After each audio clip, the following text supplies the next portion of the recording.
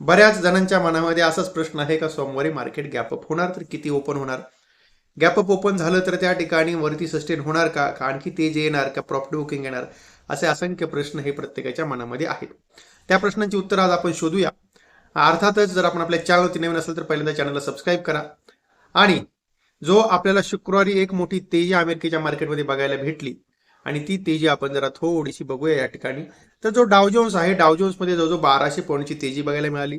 Nasdaq मध्ये 500 पॉईंटची तेजी बघायला मिळाली. इतकी मोठी तेजी आपल्याला बघायला भेटली. विक्स आहे अमेरिकेचा, विक्स जवळजवळ 18% आपल्याला विक्स मध्ये करेक्शन बघायला मिळालं.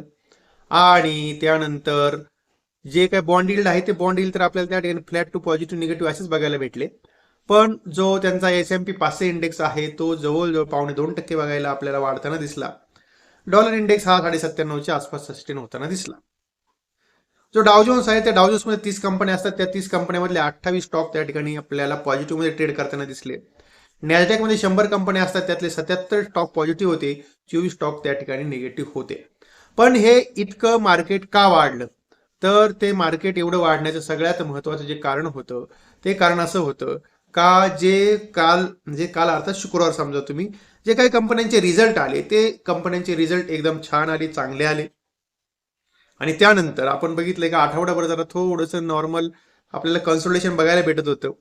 आणि जो पहिला एक लाईफ टाइम हाय होता आणि तो लाईफ टाइम हाय क्रॉस केल्यानंतर एक आपल्याला मोठी तेजी जी आहे ती ती मग ती तेजी डाव जोन्स मध्ये आपल्याला बघायला भेटली. म्हणजे बरेचसे जे काय पोझिशन आपण म्हणतो त्या पोझिशन त्या ठिकाणी शॉर्ट कव्हर झाल्या, म्हणून आपल्याला मोठी तेजी त्या ठिकाणी डाव जोन्स मध्ये बघायला मिळाली. आता इथे आपण या ठिकाणी बघूया एकदा. बघा डाव जोन्सचा चार्ट जर आपण मी तुमच्या समोर जर लावला तर या चार्ट नुसार तुम्ही बघू शकता. हे 15 मिनिटाच्या टाइम फ्रेमचा जरा मी थोडा चार्ट लावतो म्हणजेच आपल्या लक्षात येईल. इथे 15 मिनिटाच्या टाइम फ्रेमचा मी चार्ट लावलाय. आणि तर काय झालं बघा, जर तुम्ही नेमकी सगळ्या इथे सगळं गोष्टी बघितल्या बारीक तर बघा, इथे हा जो का 49,650चा जो पहिला लाईफ टाइम हाय होता, तो पहिला लाईफ टाइम हाय होता, तो लाईफ टाइम हाय क्रॉस केल्यानंतर त्याची तेजी बघायला भेटली. एका दिवसात तेजी किती झाली बघा. लो जर बघितला तर 48,600चा लो आहे आणि टॉप जर बघितला तर 50,173चा लो आहे. म्हणजे जवळजवळ एकंदरीत 1400-1500 पॉईंटची तेजी ही लोअर लेवल पासून बघायला मिळाली. हा लाईफ टाइम हाय जसाही तोडला त्यानंतर एक शॉर्ट कव्हरिंग आली. त्यानंतर सगळ्यांना माहिती का वीकेंड आहे, परत डोनाल्ड ट्रम्प ते काय करतील काय नाही हेही लोकांच्या मनामध्ये होतं, आहे का नाही, साहजिकच आहे. आणि त्यामुळे मग आपल्याला एकदम मोठी तेजी त्या ठिकाणी बघायला मिळाली. आता मग नेमकी आपल्या मार्केटमध्ये काय होणार आहे ते आपण जाणून घेऊया. आणि त्याकरता आपल्याला थोडासा आपला FIDIचा जो डाटा आहे, आपल्या मार्केटमध्ये FIDIनं 6 तारखेला काय केले आपण ते जाणून घेऊ. तर बघा इथे जवळजवळ 1950 करोड रुपयाचे FIDIनं कॅश मार्केटमध्ये खरेदी केली आहे. आणि इथे जे आपलं DIज आहे, या DIजने बऱ्याच दिवसानंतर 1267 करोड किती 1265 करोड रुपयाची सेलिंग केली आहे. तुम्ही एक लक्षात ठेवा, गेल्या 2-4 दिवसापासून जे DI आहेत म्हणजे जे आपले संस्थात्मक गुंतवणूकदार आपल्या देशातले ते जरा थोडेसे विकतायत, थोडे विकतायत. आणि काय थोडे FI कधी कॅशमध्ये बाय करतात, कधी कॅशमध्ये सेल करतात. पण जे इंडेक्स फ्युचर आहे त्या इंडेक्स फ्युचरमध्ये FIजनी काय केले, 1056 करोड रुपयाची सेलिंग केली आहे. आणि स्टॉक फ्युचरमध्ये सुद्धा FIजने जवळजवळ 1831 करोड रुपयाची सेलिंग केली आहे. 2800 करोड रुपयाची सेलिंग आहे आणि त्यानंतर 1900 करोड रुपयाची कॅशमध्ये बाईंग आहे. म्हणजेच नेट जर आकडा बघितला तरी ही 1000 करोड रुपयाची FIची सेलिंगच आहे. मग आता नेमकी इंडेक्समध्ये काय काय विकलंय तेही आपण जाणून घेऊ. तर इंडेक्समध्ये बघा, हा निफ्टी जो आहे त्यामध्ये 612 करोड रुपयाची सेलिंग केली आहे. बँक निफ्टीमध्ये 286 करोड रुपयाची सेलिंग केली आहे. आणि जो निफ्टी मिड कॅप सिलेक्ट आहे त्यामध्ये 158 करोड रुपयाची सेलिंग केली आहे. म्हणजे एकंदरीतच काय केलंय त्यांनी, जे काय आपल्या इंडेक्स बेसवरती सेलिंग केलेली आहे. मार्केट तर वाढताना दिसलंय आपल्याला. निफ्टीमध्ये आपल्याला लोअर लेवल पासून 200 पॉईंटची तेजी आली, पण इथे आपल्याला थोडंसं मार्केटमध्ये जो सेलिंगचा आकडा आहे तो जरा थोडासा आपल्याला परेशान करतो. पण आता जो आपला गिफ्ट निफ्टी आहे तो गिफ्ट निफ्टी आपण या ठिकाणी एकदा बघूया. गिफ्ट निफ्टी आपला काय म्हणतोय ते. तर गिफ्ट निफ्टी इथे तुम्ही बघू शकता. तर गिफ्ट निफ्टीमध्ये आपल्याला जवळजवळ किती 250 पॉईंटची तेजी आहे. म्हणजे जवळजवळ किती 25,873 म्हणजे 250 पॉईंटची तेजी आपल्याला हा दाखवतोय का गिफ्ट निफ्टी. म्हणजेच आपण साधारणतः 24,850च्या आसपास आपण त्या ठिकाणी गॅप अप ओपन होऊ शकतो. अराउंड जवळजवळ 150 पॉईंटच्या आसपास गॅप अप ओपन होऊ शकतो. पण मग प्रश्न तोच आहे का परत वरती आपण टिकणार का? त्याकरता आपल्याला जरा थोडं इंडेक्समध्ये येऊया आपण. आणि इंडेक्समध्ये आपल्याला जाणून घ्यायचं आहे की नेमकी ऑप्शन चेन डाटा जो आहे तो डाटा आपल्याला काय सांगतोय, जो OI डाटा आहे तो काय सांगतोय.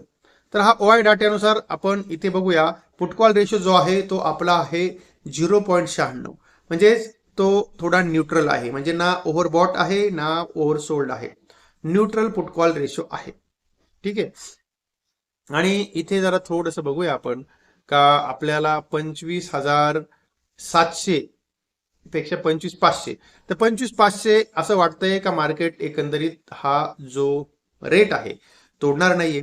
2 करोडच्या आसपास त्या ठिकाणी आपल्याला त्या ठिकाणी पुट शॉर्ट आहेत, 62 लाख नवीन ऍडिशन झालेले आहे, म्हणजेच 25,500 तर मार्केट तोडणार नाहीये हे नक्की. कॉलमध्ये बघतोय आपण 25,500च्या त्या ठिकाणी 78,000 कॉल शॉर्ट आहेत, पण आता त्या ठिकाणी जर गॅप अप ओपनिंग झालं तर त्या ठिकाणी शॉर्ट कव्हरिंग नक्कीच बघायला भेटेल. मग जरा 25,700ला बघूया, तर 25,700च्या कॉलमध्ये आपल्याला या ठिकाणी 1,23,00,000 कॉल शॉर्ट आहेत आणि पुट फक्त 78 लाख शॉर्ट आहेत. मग आता काय नेमकी आपण त्या ठिकाणी 25,700च्या आसपास क्लोज झालोय. तर इथे हे काय करतात, हे कव्हर करतायत का वेट करतायत, त्यावरती बऱ्याचशा गोष्टी अवलंबून असतील. जर यांनी थोडा वेट केला तर मग आपल्याला मार्केटमध्ये मोठी मोठी तेजी बघायला भेटणार नाहीये. पण जर यांनी जर शॉर्ट कव्हरिंग जर चालू केली तर मग आपल्याला मग नक्की तेजी बघायला भेटेल. आणि त्यानंतर पुढे आपण जरा थोडंसं येऊ आणि पुढे आल्यानंतर बघूया का 25,800 काय सांगतोय. तर 25,800 वरती आपल्याला त्या ठिकाणी जवळजवळ 1,46,00,000 म्हणजे 1.5 करोड कॉल शॉर्ट आहेत. पुटमध्ये फक्त 59 लाख शॉर्ट आहेत, म्हणजे जो 25,800 सुद्धा आपल्यासाठी झोन रेजिस्टन्सचा होता.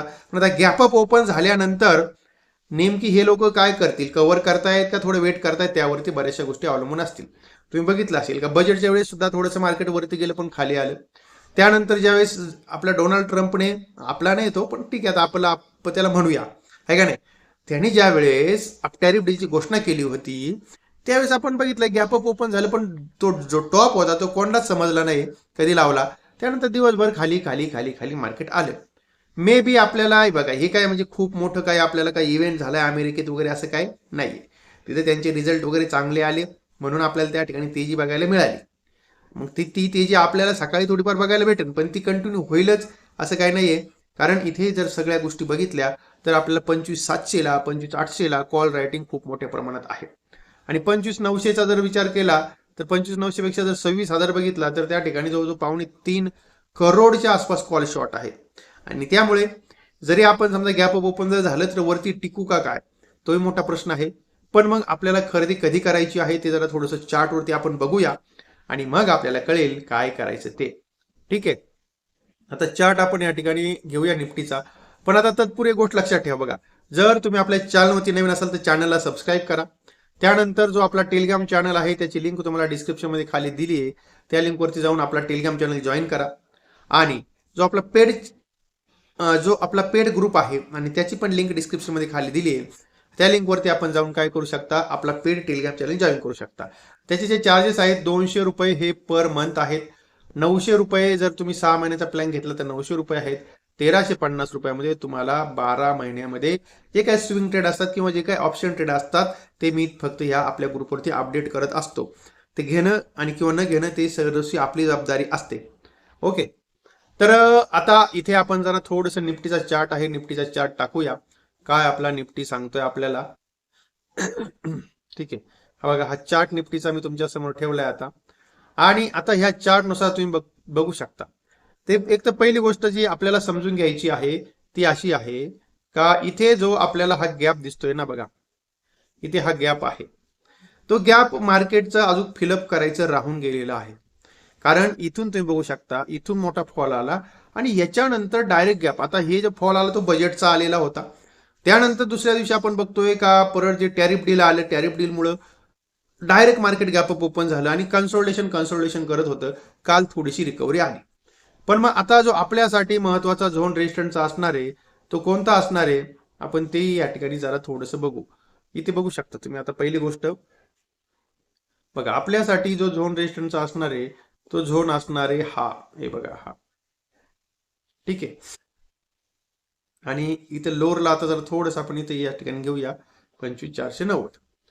जर समजा गॅप अप ओपन जर झालं market, okay, gap up open होण्याची शक्यता आहे. गॅप अप ओपन झाल्यानंतर 25,850 च्या वरती जर मार्केट टिकलं तरच त्या ठिकाणी तुम्ही या ठिकाणी बाय करू शकता. जर 25,850च्या खाली असेल तर मग आपण बाय करायला थोडं थांबा, थोडासा वेट करा. मग आपल्याला थोडंसं जे आहे पॉसिबिलिटी, ती पॉसिबिलिटी आपल्याला 25,720च्या आसपास किंवा 25,730च्या आसपास जरा थोडंसं येऊ द्या, मग खरेदी करा. म्हणजेच हा 25,850चा रेजिस्टन्स झोन आहे. तो झोन मार्केटने क्रॉस केला, त्यावरती टिकलं पाहिजे, कमी कमी 15 मिनिट मार्केट त्यावरती टिकलं पाहिजे, तरच त्या ठिकाणी तुम्ही खरेदी करा. नाहीतर थोडासा वेट करा. परत आपल्याला जो काय भाव दिसू शकतो 25,700च्या आसपास दिसू शकतो. पण जर 25,850च्या वरती जर टिकला तर मग आपण मे बी परत 25,960 पर्यंत सुद्धा वरती जाऊ शकतो. तेव्हा 25,850 हा आपल्याला उद्या आपल्या निफ्टीसाठी मोठा झोन असणार आहे रेजिस्टन्सचा. 25,850 जर तो क्रॉस जर झाला आणि टिकला तर मग एक चांगली रॅली अपेक्षित आहे. ओके, आता त्यानंतर आपण बघा, काही सगळ्यांना असं वाटतं अरे टॅरिफ डील झाली आणि मार्केट तरी सुद्धा का वाढत नाहीये. तर काय झाले बघा, आता इथे आपण जरा थोडासा जो पक्षीय विनिवेश आहे तो थोडासा बाजूला ठेवूया आणि तो पक्षीय विनिवेश बाजूला ठेवून थोडा विचार करूया. बघा, जर एकंदरीतच आपण बघूया 2025 पर्यंत जो भारतावरती जो टॅरिफ होता ना, सरासरी टॅरिफ, तो होता 2.90% आसपास सरासरी टॅरिफ होता. ओके, आणि आतापर्यंत जो मॅक्झिमम टॅरिफ होता तो टॅरिफ होता अटल बिहारी वाजपेयींच्या काळामध्ये, तो साधारणतः 3.33% आसपास होता. तर हा जो टॅरिफ पहिला आपल्या मालावरती अमेरिकेत लागत होता. ओके, म्हणजे हा टॅरिफ पहिल्यांदा आपल्यावरती लागत होता, म्हणजे यापेक्षा जास्त टॅरिफ लागत नव्हता. पण आता काय झालंय, आणखीन एक महत्वाची गोष्ट, का जो भारतात अमेरिकेतून माल येत होता आणि त्यावरती साधारणतः 30 ते 100% टॅरिफ लागत होता. कितीपर्यंत? साधारणतः 30 ते 100% टॅरिफ लागत होता अमेरिकेतल्या वस्तूंवरती. म्हणजेच भारतातला माल अमेरिकेत गेला तर मॅक्झिमम 3%, अमेरिकेतला माल भारतात आला तर 30 ते 100% टॅरिफ लागायचा. पहिली गोष्ट लक्षात घ्या तुम्ही का ही टॅरिफ डील, आता डील म्हणजे काय आहे, एक चर्चा असते किंवा एक करार असतो. तो करार म्हणजे त्याला चर्चा नाही म्हणत, करार म्हणूया. तो करार कसा केला जातो? समोरासमोर टेबलवरती बसून केला जातो. मान्य ना तुम्हाला? जर समजा तुम्हाला एखाद्या जमिनीचा सौदा करायचा आहे, एखादी गाडी घ्यायची, तर तुम्ही काय गाडी म्हणजे तिकडनं समजा एखाद्या कंपनीवाला असेल, त्यांनी सांगितलं 18 लाख रुपयाला यांनी गाडी विकत घेतली आणि तुम्ही मग पैसे भरले आणि लगेच गाडी घेतली, असं होतंय का? नाही. तुम्ही जाणार, पहिल्यांदा बघणार गाडीचे काय तर म्हणजे गाडीमध्ये काय काय आतमध्ये फंक्शन्स आहेत, गाडीमध्ये काय क्वालिटीज आहेत, गाडीमध्ये काय वीक पॉईंट आहे, त्या सगळ्या गोष्टी तुम्ही बघणार का नाही, आणि मगच तुम्ही त्या ठिकाणी ती गाडी घेणार. पण आता इथं काय झालेलं आहे, इथं टेबलावरती बसलेच नाहीत. भारतातले अधिकारी भारतात होते, अमेरिकेतले अधिकारी अमेरिकेत होते. डोनाल्ड ट्रम्पनी फक्त जे त्याचे काय सोशल ट्रूथ आहे त्या याच्यावरती घोषणा केली. काही घोषणा केली, 18% भारतावरती टॅरिफ मी कमी केलं. भारत रशियाकडनं क्रूड ऑइल खरेदी करणार नाही, भारत रशियाकडनं क्रूड ऑइल खरेदी नाही करता अमेरिकेकडनं खरेदी करेल. याच्यानंतर जर तुम्ही बघितली, काल परवाची मुलाखत जर बघितली, तर एस जयशंकर आहेत, भारताचे विदेश मंत्री आहेत. ते विदेश मंत्र्यांना प्रश्न केला गेला का खरंच भारत रशियाकडनं क्रूड ऑइल खरेदी करणं बंद करणार आहे का? त्यावेळेस त्यांनी सांगितलं का पियुष गोयल हे पेट्रोलियम हे आपले पियुष गोयल आहेत, त्या पियुष गोयलांना तुम्ही विचारा. पियुष गोयलला प्रश्न विचारला पत्रकाराने, त्यांनी सांगितलं मला काय माहिती नाही, विदेश मंत्र्याला विचारा. म्हणजे यांचं त्यांना काही माहित नाही, ताळमेळ नाहीये. पण ते ठीक आहे, असू द्या. पण आता विचार करा, पण डोनाल्ड ट्रम्पने पहिल्यांदा आपल्यावरती 50% टॅरिफ लावला आणि त्यानंतर मग 18% खाली आणला. म्हणजे काय आहे, मला तुला कानपडत मारायचीच आहे, फक्त 50च्या ऐवजी 18 मारणार आहे, असंच हे झालं. आणि बरं, ही घोषणा कोणी केली आहे? भारत सरकारकडनं झाली नाही, त्यांच्याकडनं घोषणा झालेली आहे. भारताने कुठलंही काहीच असं बाबा आम्ही म्हणलोच नाही, रशियाकडनं क्रूड ऑइल घेणारच नाहीये, तुमच्याकडनं घेणारे ना भारताने नकार दिला ना होकार दिला. फक्त आता जश्न साजरा केला जातोय टॅरिफ डीलचा. अरे पण एवढं कळत नाही मूर्खांना, 3%चा टॅरिफ डील तुम्हाला 50 नेला, 50 वरून 18%पर्यंत सेटल केलं. म्हणजे काय, एक प्रकारे तुम्हाला ब्लॅकमेल केलं आणि तुम्ही ब्लॅकमेल झालात. पण आता हे व्हायचं, आणि जी काही एप्स्टीन फाईल आहे, ती फाईलमध्ये जे आपले नरेंद्र मोदी आहेत, त्याच्यानंतर अनिल अंबानी आहेत, आणि परत आणखीन एक मंत्री आहेत, त्याच्यानंतर त्याच्यामध्ये बरेच दिवसापूर्वी म्हणजे आणखीन एक नाव आहे, अरुण जेटलींचं सुद्धा नाव आहे.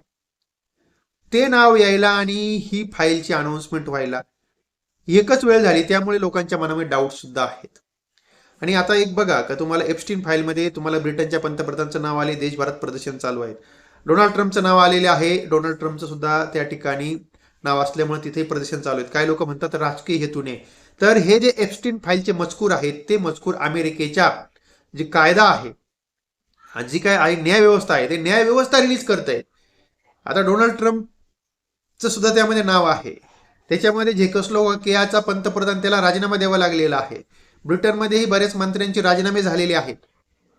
तेव्हा आणि मग आता झाले काय का ह्यामुळे आपल्याला क्रिप्टोकरन्सीमध्ये मोठा फॉल बघायला भेटलाय, कारण क्रिप्टोकरन्सीच्या संदर्भामध्ये बऱ्याचशा त्यामध्ये नोंदी आहेत. म्हणून क्रिप्टोमध्ये जो 90,000 पासून जो क्रिप्टो आहे, साधारणतः बिटकॉइन आहे, तो जवळजवळ 70,000 पर्यंत खाली आलाय. इतकं मोठं करेक्शन त्यामध्ये झाले. आणि ही जी टॅरिफ डील आहे ती टॅरिफ डील आपल्या दृष्टीनं काहीच नाही. विन आपण नाही झालो, विन अमेरिका झाली. कसं विन झाले बघा. पहिली गोष्ट, जर आपण इथे या ठिकाणी बघूया, पहिला आपल्यावरती 3% टॅरिफ लागत होता. समजा या ठिकाणी आपण नाव घेऊया इंडिया, ठीक आहे. या ठिकाणी नाव घेऊ US, ठीक आहे. पहिला आपल्यावरती 3% आपण समजा राऊंड फिगर टॅरिफ लागत होता, तो आता 3% ऐवजी 18% झालाय. US वरती 30 ते 100% टॅरिफ लागत होता, आपण 30% पकडूया. 30%वरनं टॅरिफ 0 झालेला आहे. 0% टॅरिफ झालाय. मग याच्यात जिंकलं कोण? अर्थात अमेरिका जिंकली. आणि त्यानंतर ही पण गोष्ट लक्षात घ्या, काय झालेलं आहे, जो आतापर्यंत जो अमेरिकेतला शेतीमाल भारतात येत नव्हता, म्हणजे बदाम असेल, मका असेल, सोयाबीन असेल, जो हा माल आपल्या देशात येत नव्हता, तो माल आता अमेरिकेतून आपल्या देशात येणार आहे. महत्वाची गोष्ट जी आहे का त्यासाठी भारत सरकारने कुठल्याही प्रकारे त्यांच्यावरती टॅरिफ लावलेलं नाही, कृषी मालावरती सुद्धा. अमेरिकेमध्ये प्रत्येक शेतकऱ्याला 66 लाख रुपये प्रतिवर्षी सरकार सबसिडी देतं. 66 लाख रुपये. भारतामध्ये जर तुम्ही सबसिडीचा जर विचार केला तर 6,000 रुपये आपलं काय पंतप्रधान किसान सन्मान योजना आहे.